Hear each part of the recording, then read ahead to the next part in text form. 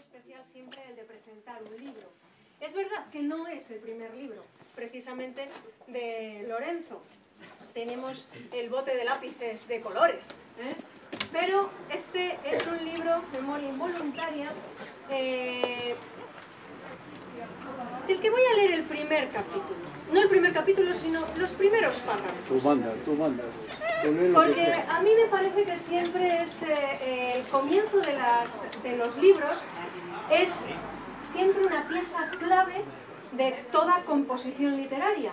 Pero es que además, en este caso, como el comienzo es el final, es todavía más importante, porque en esta obra estamos ante, ya nos lo contará él, con la compañía y colaboración de Miguel Ángel Ortiz, ambos compañeros, sin embargo amigos. Y director del instituto. Sí, pero vamos, compañeros y sin embargo amigos.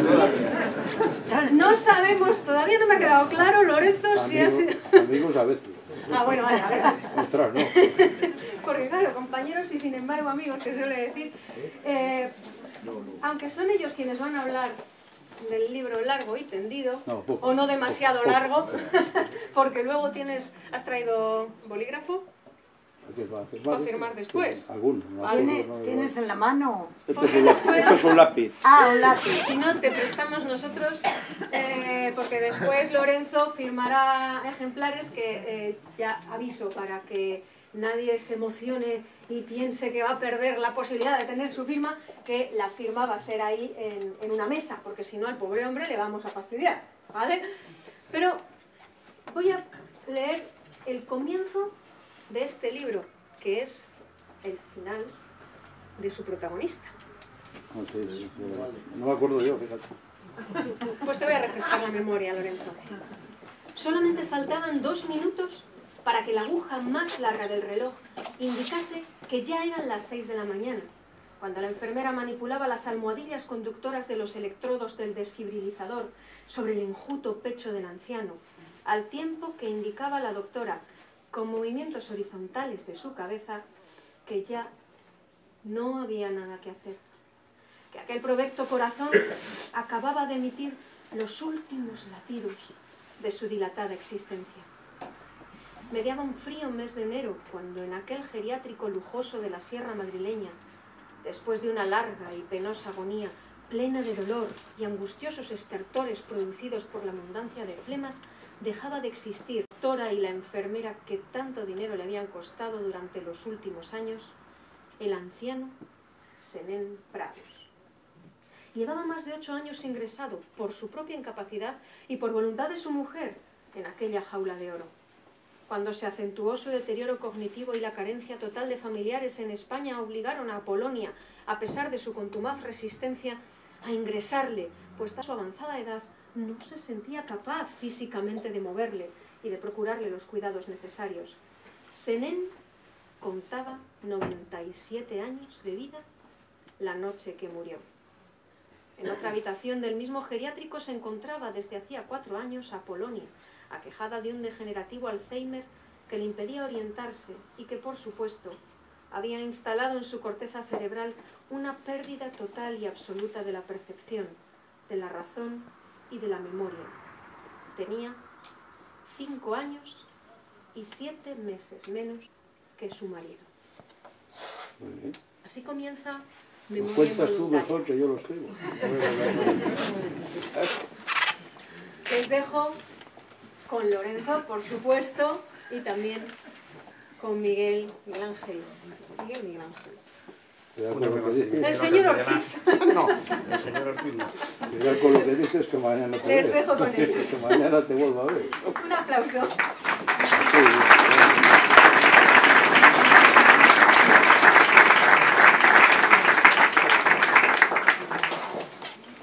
Bueno, en primer lugar agradecer a Lorenzo el que me haya invitado a estar a este lado en la presentación, aunque yo hubiese preferido estar en el otro, lo digo claramente.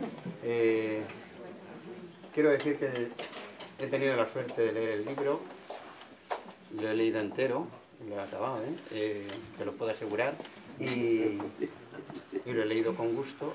No voy a entrar en muchas disquisiciones sobre el contenido del libro, yo casi prefiero que seas tú, porque si me pongo a hablar de él seguramente puedo desvelar partes que no se pueden desvelar para no quitarle el interés. Lo que sí quiero decir es, por un lado, que lo mismo que con la otra novela, te lo dije en su momento, me parecía que cuando estaba leyendo el libro te estaba escuchando hablar a ti, me sigue pareciendo en esta lo mismo. Creo que, como en la mayoría de los autores, ya creo que soy capaz de reconocer tu escritura y tu literatura. Y bueno, no sé si eso te gusta o no te gusta, no sé si te gusta que se te reconozca o prefieres tener distintas variedades. ¿Sí? Me da vergüenza, pero sí me gusta. Claro. Bueno, y vuelvo a decir lo mismo que dije también en la otra ocasión y que lo comenté. A mí me parece muy meritorio que, aunque sé que tu vocación por la literatura y la escritura no es tardía, así como si tú has dicho en alguna ocasión, sí es tardía la publicación de las obras, me parece de mucho mérito y muy difícil el que seas capaz de, o hayas sido capaz de, en 2 años, llevar a buen término 2 novelas y que ya hayas empezado una tercera. Con estudiantes y comprobamos día a día la dificultad que le supone a nuestras nuevas generaciones el ponerse a redactar 4 líneas seguidas. Pues bueno, valoramos mucho el que alguien, sin haberse dedicado profesionalmente a la literatura, sacando tiempo de su tiempo libre, sea capaz de hacer lo que tú has hecho. Y me divierto, pues algo. Como te decía antes. Bueno, yo no quiero decir más, solamente quiero hacerte algunas preguntas. Y la primera es el título. Lo digo por si alguno va a buscar el título a Google, lo primero a donde te llevan es a Proust, ¿no? Entonces, bueno, que expliques un poquitín por qué el título y qué pretendías con ello. Lo primero, buenas tardes a todos, porque no es una tarde de las más adecuadas para salir de casa, como ha sido la de hoy, pero bueno, con más motivo lo agradezco. Segundo, antes de empezar, que me gustaría hacer un recuerdo a Lorenzo. Lorenzo, por los que no sois, por ejemplo, aquí de la enseñanza, sí os diré que era nuestro director y se nos ha ido muy rápido en septiembre al empezar el curso. Se nos fue sin avisar. En un mes el hombre desapareció y hubiese estado aquí sentado en esto. Entonces valga el recuerdo que tenemos para él, que tenemos todos. Y luego la pregunta tuya, pues sí, obviamente, viene en la parte de atrás del libro, a raíz de la lectura de Proust, del último, vamos, ¿no? Desde el tiempo recobrado. Pues sí, hubo una frase que dice, sí, verdad, todos tenemos algo dentro, todos tenemos algo en el pasado, malo o bueno, ojo, yo no lo estoy calificando. Que dice, bueno, de momento, de repente vuelve, aparece, nos lleva para toda la vida, es decir, lo arrastra, en este caso arrastra a un nieto, un hecho del pasado, un hecho de hace, me parece que hay 80 años de diferente, 80 y tantos, desde que sucede hasta que este hombre que ha dicho ahora no se muere. Pues ahí es cuando se empieza a desencadenar toda la historia que trae un suceso acaecido pues, en el tiempo de la guerra, antes de la guerra. He querido, eso sí lo digo desde ahora, esto es el año, me parece que 33, 34, no me acuerdo muy bien, y la guerra la he obviado, es decir, he dado un salto total el periodo de la guerra, y he obviado, no me he acordado de ella como que no existe, ¿no? Entonces cada vez que hay una vuelta atrás, pues desde que este hombre, por ejemplo, va a Madrid y comete eso lo puedo contar porque viene atrás puesto, ¿no? Desde que ese hombre va a Madrid y pues, pasa lo que pasa, hasta que empieza, hasta que muere, que es cuando es el momento este, tuvo encima la condena de tener una vida muy larga, un hombre que vivió 90 y tantos años, pues digo, obvio, la guerra pasa totalmente desapercibida, ni la toco, alguna vez puede haber algo. Entonces este hombre, pues con una carta cuando se muera, una herencia que hay, pues desencadena una situación, de la cual no os puedo contar.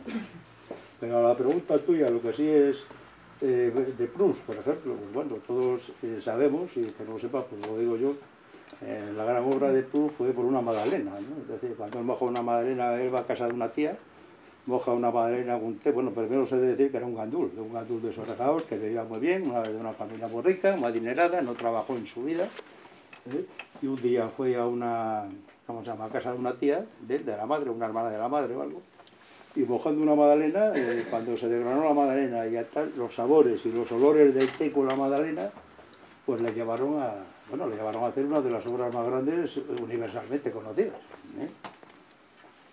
Son 7 volúmenes, bueno, sabes que él hizo 3, 4 me parece, y los otros 3 ya les hizo el hermano, un hermano cirujano que tenía, les publicó después de muerto, pero ojo, después de muerto, el volumen y volumen igual había 4 o 5 años de diferencia, es decir, es una obra de, me parece que son unas 3000 y pico páginas al final, pero es que son 17 años escribiendo, que es más, se encerró en un piso en París, le forró de, ¿cómo se llama?, de corcho, de hueveras y de todo esto para insonorizarle, era una medio depresión. Claro, no había trabajado nunca, también esa es la cosa que tenía, no le hacía falta para comer, pero claro, ahí está el resultado, pues hizo una de las obras más grandes de la literatura universal, y por una magdalena, claro, la tontería no que decimos. De hecho, veréis por ahí, si habláis de la famosa magdalena de Proust, veréis que hay hasta programas de cocina, en americanos, y en inglés, en francés, en todo, ¿no? Se llama la magdalena.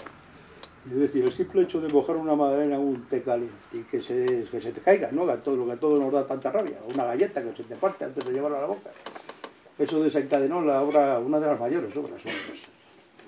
Y sí, y a mí me vino muy bien a una cosa que yo tenía en la cabeza, entonces pues aproveché, fue el momento que aproveché. Y efectivamente que hay una base prusiana, lógicamente, por eso está puesto.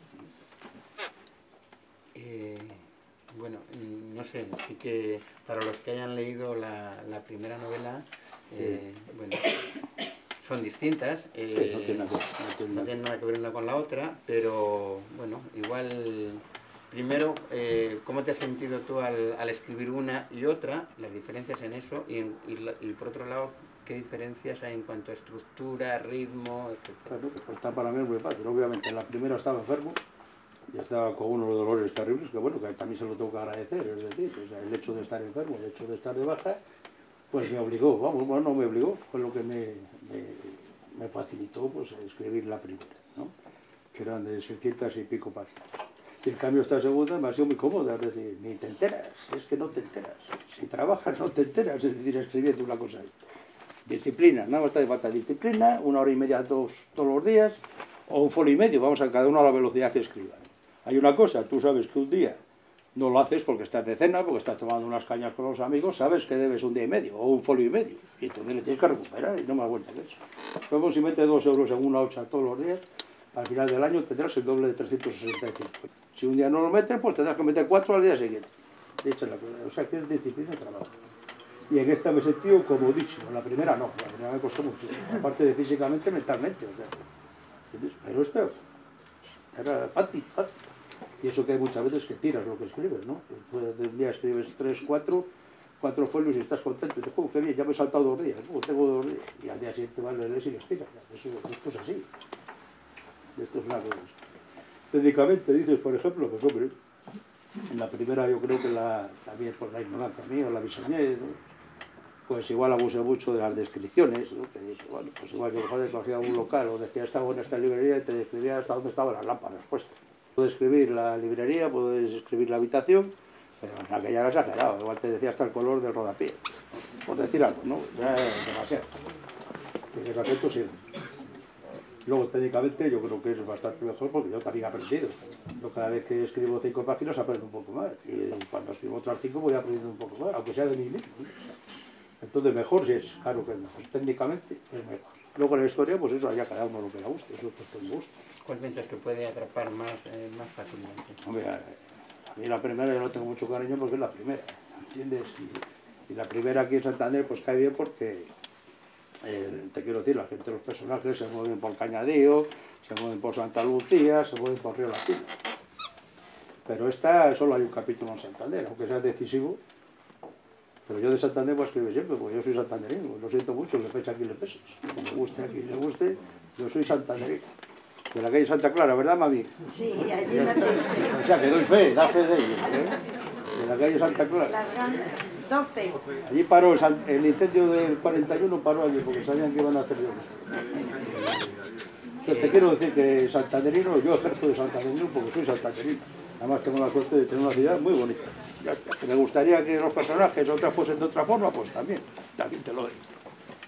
Sin desvelar la trama de la novela, ¿cuál sería, bueno, ya sé que son varios los temas que están de trasfondo, pero cuál sería el tema fundamental que pretendes desvelar? Hombre, aquí hay uno muy claro, te quiero decir, el legado que deja el abuelo, el que se muere, el señor que se muere al principio, deja una carta en una notaría que trae unas consecuencias. Entonces, el que recoge esa carta es un culto a la lealtad, a la honestidad, a seguir hasta el final los mandatos del abuelo, que no tenía por qué haberlos seguido, o sea, si lo hubiese querido los hubiese desechado.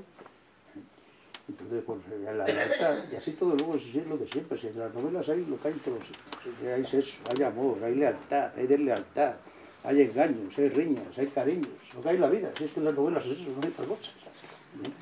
Y luego sí es muy importante, pues, por ejemplo, como este hombre, bueno, pues su talante filantrópico que tiene y su talante político, es un hombre, ya os digo, que viene de Uruguay. ¿Por algún motivo has escogido Uruguay? Pues sí, os voy a decir por qué, además bien claro, lo digo bien claro, por el Mujica. El presidente Mujica es un país que me ha caído simpático. Así que claro, lo digo tajantemente, le gusta y le pesa a quien le pesa. Entonces, luego este es un hombre que viene del Frente Amplio de Uruguay, un diputado de Uruguay, que es el que viene, y luego pues hace lo que hace. Las cosas que hace. Hay amor, hay sexo, hay 2 encuentros sexuales, pues lógico, joder, son muy pocos. Para una novela, solo 2. Hay 2 y medio. Bueno, Pero que no es tanto, quiero decir. La gente también parece que el sexo, es que la otra, alguno me dijo que bueno, que el sexo, que tal, bueno, pues hijo, pues será tú que no funciona. Oye, yo qué sé, el sexo está en la vida y ahí está. Y digo, oye, te quiero decir, 2 encuentros sexuales, en la otra era una novela de 600 páginas, pues no creo yo que sea faltado. Digo yo. Y luego, sobre todo, luego hay el amor también, otra vez, pues bueno. El amor y el desamor, eso está, pero está presente en la vida. ¿Ves? Cualquiera de los que hay aquí, ¿qué te diría a ti que no lo ha tenido, que no lo ha sentido? O sea, los temas no son temas de Loreto, son los temas de la vida, o sea, la vida. En el proceso de creación, bueno, yo sé un poco más o menos cómo escribes, porque tú me lo has contado. En el proceso de creación, ¿ha habido, desde que tú concibes la idea hasta que acabas la última página, ha habido algún personaje que haya cambiado mucho desde la idea inicial que tú tenías hasta lo que se queda plasmado en la novela? Yo tengo una técnica que, bueno, se llama la línea de tiempo, ¿no? Tú empiezas una novela, claro, lógicamente estas novelas que das un pasos atrás constantemente, ¿no? Lo que técnicamente se llama la análisis, das pasos atrás en el tiempo. Entonces, claro, llega un momento que tú no sabes cuántos años tiene cuántos años tenía en el momento que estuvo allí, cuántos tal. Entonces yo llevo una técnica que es la línea de tiempo. La línea de tiempo, flecha para arriba, flecha para abajo. Es decir, llegas hasta aquí, flecha para abajo. Vuelves al pasado, flecha para arriba. Entonces ahí no te equivocas. Personajes, por supuesto. Mira, esto aparece uno que es un taxista que se llama Cecilio. Yo también los personajes, los nombres les suelo poner siempre de gente que conozco. Otra cosa es que los cambio. Aquí hay un taxista que se llama Cecilio, que está aquí ahora mismo, no es taxista, no es más, no tiene ni carnet de conducir, pero está en esta sala y no lo voy a mirar. Y este, por ejemplo, es un personaje que no existía, o sea, ese hombre estaba nomás en un principio, le alquila en la Plaza España de Madrid para ir a la sierra, a visitar a la abuela, y ese personaje en los viajes de subida y bajada a la sierra, pues adquirió un protagonismo, él solo se metió en la novela, ¿no? Es decir, hay veces que los personajes, incluso que tú les pones como de atreso, y luego ellos pueden contigo, ellos se van colando, y al final Cecilio acaba siendo un personaje pues importante en la novela, ¿no? Por lo menos con entidad, ¿no? Tiene entidad. Y empezó ya, te digo, como un taxista para subir y bajar a ver a la abuela. Y como Cecilio hay alguno más. Claro que tiene importancia. Y es más, los personajes te escapan de la mano, ¿sabes? Al igual que al contrario. Hay otros que al principio crees en ellos, les das enjundia, les das protagonismo y luego ves que dices, joder, este es un cabrón, este es un tal, de fuera. Y le elimina y de repente desaparece. Y lo bueno que tiene el autor es que un personaje desaparece cuando él quiere. Es decir, le mato, le tiro por un desfiladero, le tiro por faro, le tiro por donde quiera. Es el caso aquí, es el caso del famoso, del abogado, ¿no? Te quiero decir, las cosas son así. Y es que hay personajes que pueden con el autor, ya te lo digo. En mi caso también. Y además les dejo, o sea, es decir, si a mí me cae bien el taxista hecho, pues le dejo, que siga. ¿Para qué lo voy a cortar? El ubicarla en en el tiempo, en la parte final del desenlace de la novela, no del desenlace en sí, sino la ubicación en los últimos años de ahora, y en la época de crisis, ¿tiene alguna intención o es casualidad? Yo vivo la actualidad, yo vivo el presente, yo vivo la enseñanza pública, yo vivo las 3 o 4 manifestaciones con respecto, o sea, la realidad, lo que hay en la vida, ¿no? Salen galernas, que hay galernas en Cantabria, pues sale una galerna, bueno, que ahora se llama ciclogénesis, pero bueno, salen galernas, una sale la Virgen del Mar, casualmente. O sea, te quiero decir que es que no me invento nada, si todo está por ahí, ¿no? Todo está ahí. Bueno, pero de alguna manera tú quieres dejar tu sello, tu ideología, porque esto lo podías haber puesto, ubicar en los años 80, sí. y en la esencia de la novela sería la misma, ¿no? Y si yo quiero ganar rico, por ejemplo, que no es el caso, claro que sí, obviamente. Yo el trasfondo, yo siempre se nota, pero eso cualquiera que me haga local lo sabe, yo estoy del lado de los desfavorecidos siempre, y lo estaré siempre hasta que yo muera. Es una cuestión visceral. No sé si tuvo la culpa de mi madre, pero bueno, pero pues eso es visceral, ¿no? Y hasta que me muera estoy seguro que lo va a tener. Entonces siempre va a ganar pues el pobre, o el desfavorecido, vamos a llamarlo desfavorecido, ¿no? En este caso.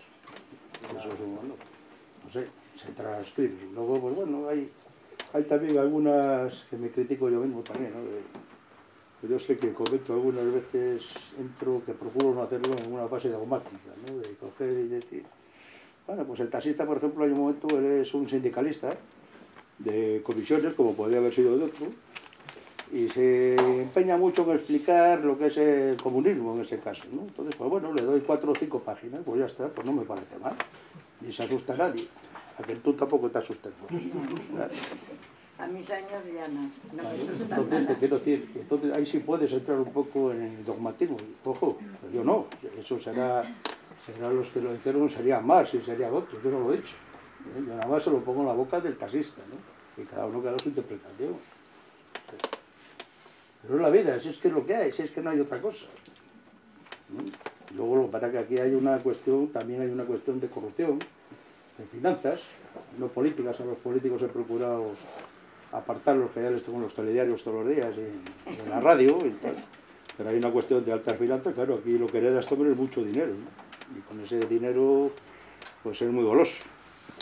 Porque hablamos de cifras que igual yo no sé ni escribirlas, ¿no? De tantos ceros o de tantas cosas. Atrae golosos, eso atrae de lealtades, eso atrae avaricia, atrae de todo. Y de ahí surgen muchas cosas. Pues lo que hay en la vida. No hay más que eso. Pues nada, igual dejamos que pregunten Que ellos. pregunten ellos, sí. Pues sí, porque si no yo no callo.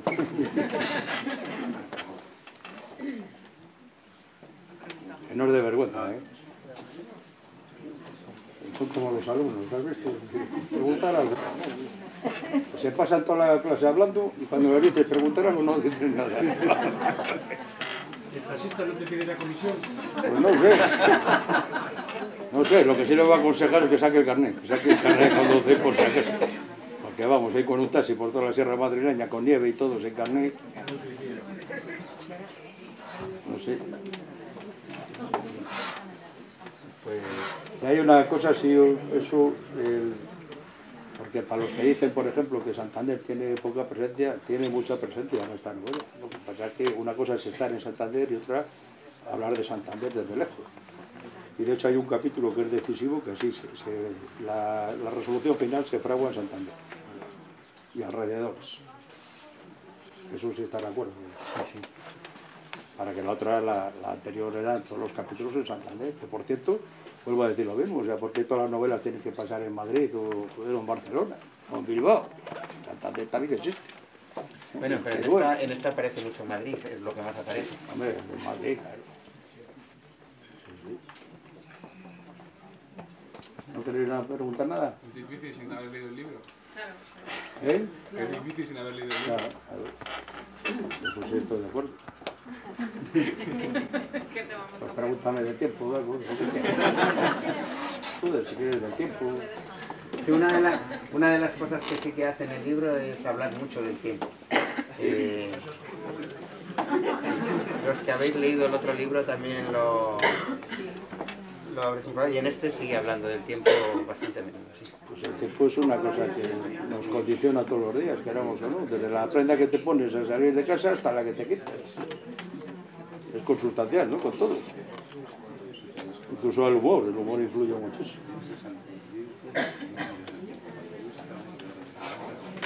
Pues, igual te tienes que dedicar a filmar ya. No sé, Igual no acabas, es lo que ¿no? me manda. Pues visto que se nos queda el autor sin palabras, porque ya las he hecho todas en el libro. No, yo tengo muchas palabras, ¿eh? Joder, eso también lo heredé de mi madre. Tengo palabras. Pues nada, si queréis, pasamos a las firmas. Pues nada.